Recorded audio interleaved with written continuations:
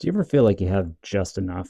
Just enough to cover your bills, maybe enough for an occasional splurge. You're not behind, but you can never seem to get ahead. You're surviving, but not thriving. I'm not describing anything that I haven't felt myself. So many people feel the same way. But why is this? Why do some people only have just enough, while it seems like others have more than enough? Well, it really comes down to the mindset, what you think you're worth. You see, if you're only used to having just a certain amount left over after all your bills are paid, then your subconscious mind works to repel any excess. The first time I became aware of this was at my first job many years ago. I had worked some overtime or gotten a bonus or something. Anyway, I had some extra money in my paycheck that week, and I was excited. But wouldn't you know it, my car broke that same week, and the cost to fix it was almost exactly the extra that I had in my paycheck. Have you ever experienced anything like that before, where money seems to run away from you? This is not uncommon, and it happens without us even realizing it. Now, the good news is you can control your mindset. The first step in changing is identifying the times that you feel like you don't have enough or you have just enough. When you feel like money is scarce, simply lie to yourself. Yeah, you heard me right. The only time that it's okay to lie to yourself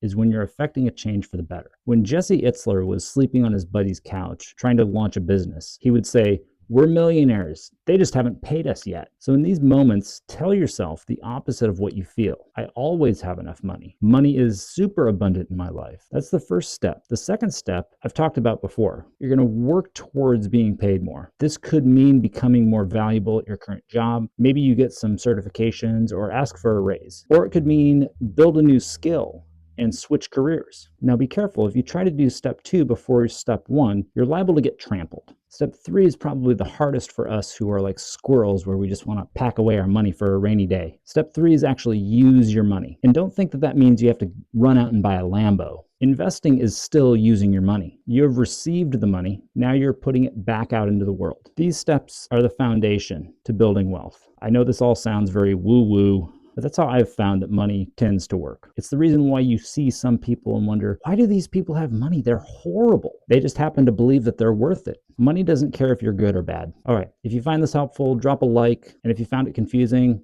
drop a like and a comment letting me know what I need to clarify. Thanks for watching. Don't forget to subscribe. See ya.